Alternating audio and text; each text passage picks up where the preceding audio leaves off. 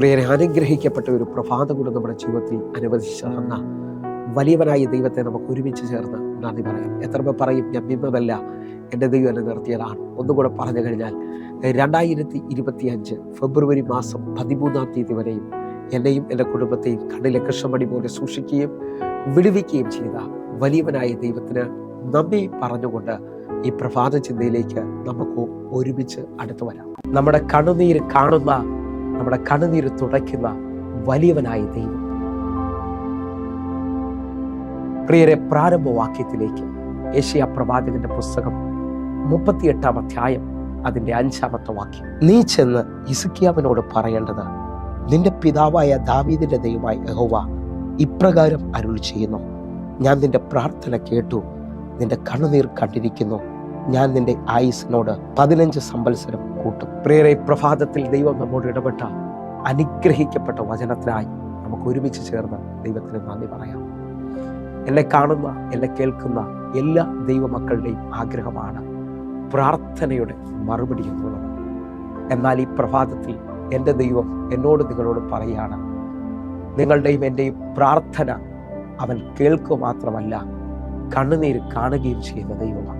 അല്ലെങ്കിൽ വായിച്ചു കേട്ട കുറിവാക്യവും ഇന്നും നാം ചിന്തിക്കുന്ന ദൈവിക ചിന്ത എന്ന് പറയുന്നതും പ്രാർത്ഥന കേൾക്കുകയും നമ്മുടെ പ്രാർത്ഥനയ്ക്ക് മറുപടി തരികയും ചെയ്യുന്ന, കണ്ണുനീര് കാണുകയും കണ്ണുനീരിനെ തുടയ്ക്കുകയും ചെയ്യുന്ന ദൈവത്തെക്കുറിച്ചാണ്. എന്നെ ശ്രദ്ധിക്കുന്നവരെ, വചനം ആഴമായി പഠിക്കുന്നവർക്ക് ഉൽപ്പത്തി മുതൽ വെളിപ്പാട് വരെയും ശ്രദ്ധിക്കാമെങ്കിൽ പ്രാർത്ഥിക്കുന്ന ഓരോ ദൈവവൈതലിനും വേണ്ടിയും തക്ക സമയത്ത് മറുപടി പറയുന്ന ഒരു ദൈവത്തെ കാണാൻ കഴിയും. എന്നാൽ ഇന്ന് നമ്മൾ ചിന്തിക്കുന്നത് കണ്ണുനീരിൻ്റെ ആഴത്തെക്കുറിച്ചാണ്. ഹല്ലേലൂയ. ബൈബിൾ ആഴമായി പഠിക്കുമ്പോൾ അല്ലെങ്കിൽ വായിച്ചു കേട്ട വാക്യത്തിനകത്ത് കണ്ണുനീര് കണ്ടിരിക്കുന്നു എന്നാണ് അവിടെ വ്യക്തമായി പറയുന്നത്. ഹിസ്കീയാവ് മരിച്ചു പോകുമെന്ന് പ്രവാചകൻ പറഞ്ഞു. അടുത്ത മിനിറ്റിൽ താൻ, ഹല്ലേലൂയ, തൻ്റെ കണ്ണുനീരിൽ ദൈവം മറുപടി പറയുകയാണ്, നിന്റെ ആയുസ്സിനോട് ഞാൻ 15 സംവത്സരം കൂട്ടുകയാണ്.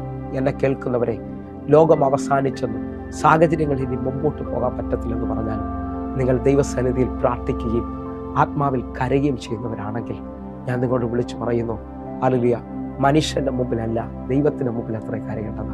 ഒന്നുകൂടെ എൻ്റെ ഭാഷയിൽ പറഞ്ഞാൽ, ദൈവത്തിന്റെ മുമ്പിൽ കരയുന്നവനെ മനുഷ്യന്റെ മുമ്പിൽ കരയുവാൻ എൻ്റെ ദൈവം സമ്മതിക്കത്തില്ല.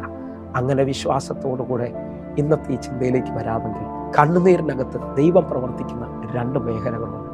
ഒന്ന്, നമ്മുടെ കർത്താവ് കണ്ണുനീര് തുടയ്ക്കുന്നവരാണ്.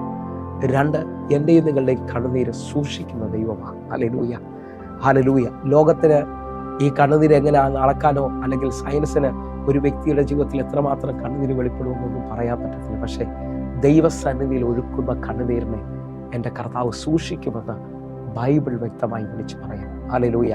എങ്കിൽ ഇന്ന് കണ്ണുനീര് തുടയ്ക്കുന്ന ദൈവത്തെക്കുറിച്ച് ആഴമായി തൊടാൻ ആഗ്രഹിക്കുകയാണ്. 2 കാര്യങ്ങളാണ്. ഒന്ന്, കണ്ണുനീര് തുടയ്ക്കും, ഭയപ്പെടേണ്ട എന്ന് പറയും. 2, ആ കണ്ണുനീര് സൂക്ഷിക്കുന്ന ദൈവം. നിങ്ങളെ ശ്രദ്ധിക്കാമെങ്കിൽ വെളിപ്പാട് പുസ്തകം 21 അധ്യായം അതിന്റെ 4-ാമത്തെ വാക്യം, അവൻ അവരുടെ കണ്ണിൽ നിന്ന് കണ്ണുനീരെല്ലാം തുടച്ചു കളയും. ശ്രദ്ധിച്ചേ, വെളിപ്പാട് പുസ്തകത്തിനകത്ത് 21 അധ്യായത്തിൽ ആഴമായി വിളിച്ചു പറയാണ്, അവൻ അവരെ കണ്ണുനീരെല്ലാം തുടച്ചു കളയും. ഹല്ലേലൂയ. എന്റെയും നിങ്ങളുടെയും മുഖത്തോട് ഒഴുകുന്ന കണ്ണുനീരെ തുടയ്ക്കുന്ന വലിയവനായ ഒരു ദൈവത്തെയാണ് ഞാൻ ഇതിനകത്ത് കാണുന്നത്. ഹല്ലേലൂയ. 2 വിധത്തിൽ ആഴമായി ചിന്തിക്കുകയാണ്. കണ്ണുനീരെ തുടച്ചുകൊണ്ട് ഭയപ്പെടേണ്ടെന്ന് പറയും. ആ കണ്ണുനീരെ തുടയ്ക്കുക എന്ന് പറഞ്ഞാൽ ആ സമയത്ത് തന്നെ കണ്ണുനീരിന് മറുപടി വരുന്നു എന്നുള്ളതാണ്. ഹല്ലേലൂയ. നിങ്ങൾ ശ്രദ്ധിച്ചു നോക്കേ, ലാസർ മരിച്ച് 4-ാമത്തെ ദിവസത്തിലേക്ക് വന്നേക്കുകയാണ്. നാറ്റം വെച്ച് തുടങ്ങി. ആ സമയത്ത് യേശു കർത്താവ് ലാസറിന്റെ കല്ലറയുടെ അടുക്കിലേക്ക് വരികയാണ്. ദൈവപ്രവൃത്തിക്ക് വേണ്ടിയാണ് അടുക്കുന്നത്. എന്നാൽ യേശു കർത്താവിനെ കാണുമ്പോൾ തൻ്റെ സഹോദരിമാർ ഉള്ളം പൊട്ടി കരയുന്നത് കാണാൻ കഴിയും. യോഹന്നാന്റെ സുവിശേഷം 11-ാം അധ്യായം അതിന്റെ 33 മുതൽ 35 വരെയുള്ള വാക്യങ്ങൾ വേഗത്തിലൊന്ന് ചിന്തിക്കാം. അവൾ കരയുന്നതും അവളുടെ കൂടെ വന്ന യഹൂദന്മാർ കരയുന്നതും യേശു കണ്ടിട്ട് ഉള്ളം നൊന്ത് കലങ്ങി. 34-ാമത്തെ വാക്യം, അവനെ വെച്ചത് എവിടെയെന്ന് ചോദിച്ചു. കർത്താവെ, വന്നു കാണുക എന്ന് അവർ അവനോട് പറഞ്ഞു. 35-ാമത്തെ വാക്യം, യേശു കണ്ണുനീർ വാർന്നു. ഈ 3 വാക്യങ്ങൾ ഞാനും നിങ്ങളും ശ്രദ്ധിക്കുമ്പോൾ വചന പശ്ചാത്തലം എന്ന് പറയുന്നത് വീട് മുഴുവൻ ഒരു കരച്ചിലുടെ അന്തരീക്ഷത്തിലാണ് നിൽക്കുന്നത്. കാരണം അവരുടെ സഹോദരൻ, കർത്താവിന് പ്രിയനായവൻ ഈ ലോകത്തിൽ നിന്ന് മാറ്റപ്പെട്ടിരിക്കുകയാണ്. ഇന്ന് എന്നെ ശ്രദ്ധിക്കുന്നവരോട് ഈ പ്രഭാതത്തിൽ ഞാൻ ദൂത് പറയുകയാണ്, ലോകം തീർന്നതെന്ന് പറയുന്നതിനെയും നിങ്ങളുടെ കണ്ണുനീരിൽ കർത്താവ് മടക്കി കൊണ്ടുവരും. ഹല്ലേലൂയ. വിശ്വസിക്കുന്നവരുണ്ടെങ്കിൽ ഇന്ന് ചിലവരുടെ ജീവിതത്തിനകത്ത് ഇതുവരെയും കാണാത്ത വലിയ മറുപടികൾ വെളിപ്പെട്ട് വരാൻ പോവുകയാണ്. ഹല്ലേലൂയ. ഒന്നുകൂടി ആഴം പറയട്ടെ. ഇതാ മറിയ കരയുന്നതും അതേപോലെ കൂടെ നിൽക്കുന്ന യഹൂദന്മാരും ഒക്കെ കരയുന്നത് കണ്ടപ്പോൾ യേശു കർത്താവ് ചിരിക്കുകയല്ല, അവൻ്റെ ഉള്ളം കലങ്ങിയെന്ന് അവിടെ എഴുതിയിരിക്കുന്നത്.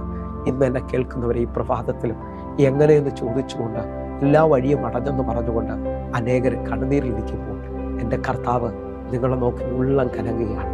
35-ാമത്തെ വാക്യം പറയുക, അവൻ കണ്ണുനീര് വാർന്നു. ബൈബിളിലെ ഏറ്റവും ചെറിയ വാക്യം എന്ന് വിശേഷിപ്പിക്കുന്ന വാക്യമാണ്. ഞാൻ വിശ്വസിക്കുന്നു ഈ പ്രഭാതത്തിലും എൻ്റെ കർത്താവ് ചിലരെ നോക്കി കണ്ണുനീര് വാർക്കുന്നുണ്ട്. ഹല്ലേലൂയ.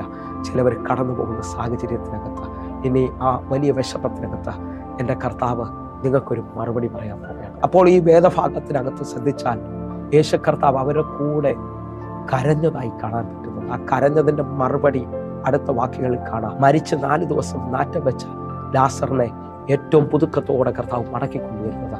വിശ്വസിക്കാമെങ്കിൽ അനേകരുടെ ജീവിതത്തിൽ വലിയ പുതുക്കങ്ങൾ വ്യാപരിക്കാൻ പോവുകയാണ്. ഒരു ഭാഗം കൂടെ നിങ്ങൾ ശ്രദ്ധിച്ചു നോക്കിയേ. നയനിലെ വിധവയെ കാണാൻ കഴിയും. അവൾക്ക് ഏക മകനായിരുന്നു. അവനും ഈ ലോകത്തു നിന്ന് മാറ്റപ്പെട്ട് മരിച്ച് ആ സ്ത്രീയും അവളുടെ കൂടെ കുറേയേറെ പേരും ആ മകന്റെ ശവമഞ്ചം ചുമന്നുകൊണ്ട് മുമ്പോട്ട് വരികയാണ്. അനേകർ അവളുടെ കൂടെ കരയുന്നുണ്ട്. അവൾ ഉച്ചത്തിൽ നിലവിളിക്കുന്നുണ്ട്. ഇനി എന്തിനാ ജീവിക്കുന്നത് എന്നുള്ള ചോദ്യത്തിലാണ് ഹല്ലേലൂയ അവൾ മുമ്പോട്ട് പോകുന്നത്. ഇനി ആർക്ക് വേണ്ടിയാണ് ജീവിക്കേണ്ടത് എന്നുള്ള ചിന്തയിലാണ് മുമ്പോട്ട് പോകുന്നത്. ഈ പ്രഭാതത്തിലും ഇങ്ങനെ ചിന്തിക്കുന്ന ചിലരോട് കർത്താവ് നേരിട്ട് പറയാൻ പോവുകയാണ്, നിന്റെ കണ്ണുനീരിനെ തുടയ്ക്കുകയും നിനക്ക് തക്കതായ വഴി എൻ്റെ ദൈവം തുറക്കുകയും ചെയ്യും. ഹല്ലേലൂയ.